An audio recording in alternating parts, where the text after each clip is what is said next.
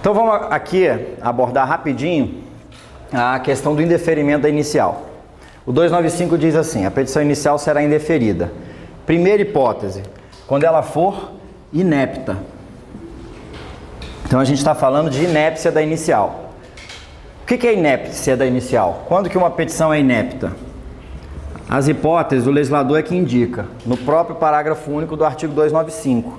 Tá? Inepta é uma petição que não está apta a produzir os seus efeitos. Ela não tem aptidão para produzir os efeitos que se esperam de uma petição. E se vocês pensarem dessa forma, vocês vão perceber quais os efeitos diretos que eu espero de uma petição. Que ela leve fatos ao juiz e encaminhe um pedido. E esse pedido tem que ser um pedido juridicamente possível, né? Então, a gente analisando aqui as 4 hipóteses, vocês vão reparar que todas elas, de alguma maneira, se associam com o pedido. Por exemplo, inciso 1º diz que a petição será inepta quando faltar pedido ou causa de pedir.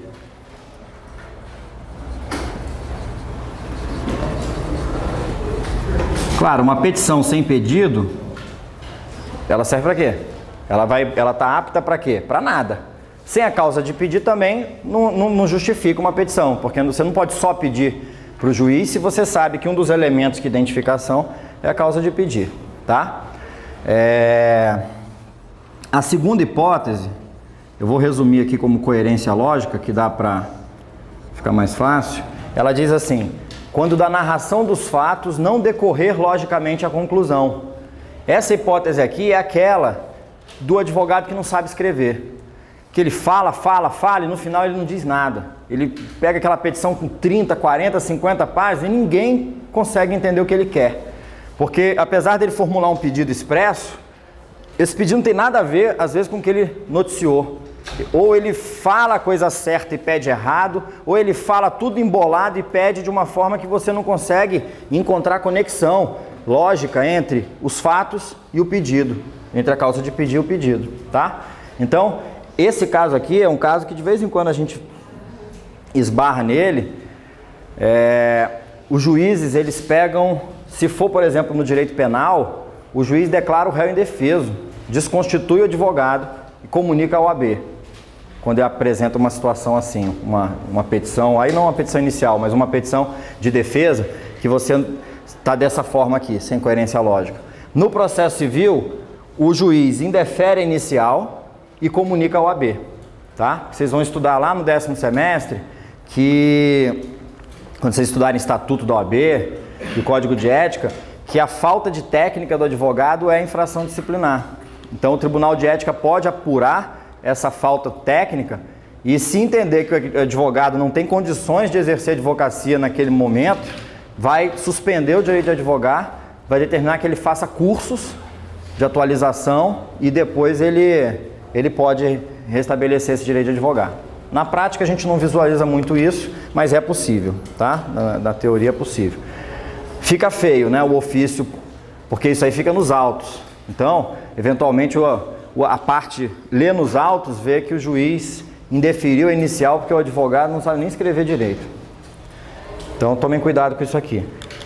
O inciso 3º fala da possibilidade jurídica do pedido, né?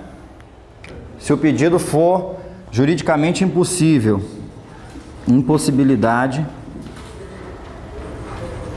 jurídica do pedido. O que é a possibilidade jurídica do pedido? Só para a gente lembrar. É juridicamente possível não apenas o que a lei permite. É juridicamente possível aquilo que a lei não veda e aquilo que a razão não veda também, claro, né? O que a lei não veda é juridicamente possível, desde que seja razoável. Eu posso pegar, ontem parece que esse final de semana ou essa semana, aquela empresa que vai fazer turismo espacial, acho que é a Virgin, não sei, ela fez o primeiro teste, né, no deserto ali na Califórnia, com a aeronave, sobrevoando baixo, e já tem 300 pessoas na fila, para assim que terminarem os testes, irem para o espaço fazer turismo. Vamos supor que eles estendam um pouquinho a viagem, parem na Lua. Aí o camarada vai lá, bota uma plaquinha: esse pedaço de terra é meu. Ele pode entrar com uma ação pedindo usucapião da Lua? não é vedado pelo direito. Em tese, porque quando a gente lê lá, aquilo que não é vedado pelo direito é juridicamente possível. Mas a gente tem que pensar no razoável também, né? Eu vou pedir o ar, esse ar aqui é meu, só eu posso respirar nesse lugar. Então, isso, impossibilidade jurídica, leva ao indeferimento da inicial, ok? A última hipótese... sim, pedidos incompatíveis. Claro, se você formula pedidos incompatíveis, como é que o juiz vai saber qual deles que você quer? É você que tem que dizer para o juiz o que você quer. Então, um pedido que anula o outro leva ao indeferimento da inicial. Então, por aqui, para vocês não ficarem decorando, sempre pegar uma prova lá e falar a falta de legitimidade leva ao indeferimento da inicial por inépcia da inicial, verdadeiro ou falso. Mesmo que vocês não tenham decorado, o que vocês têm que pensar na hora? Inépcia está naquilo que a petição tem que ter aptidão. Ela tem que ter aptidão para quê? Para pedir. Petição é um pedido, né? Então tem que de alguma forma estar associada ao pedido. Legitimidade está associada a quê? Às partes. Então não tem como ser hipótese de inépcia. A ilegitimidade vai estar aqui, ó, nas outras hipóteses de indeferimento. Aliás, está aqui no próprio inciso 2º, tá? Ó, ilegitimidade está aqui. O 3 também é condição da ação. Fala aqui da falta de interesse. Falta de interesse de agir. Então, tomem cuidado, porque às vezes a jogadinha na questão vem assim. Você pensa, falta de condição da ação, é claro que é indeferimento da inicial, não é emenda. Se não tem condição para exercer o direito de ação, como é que eu vou emendar a inicial? Então você raciocina direito. A falta de condição da ação leva ao indeferimento.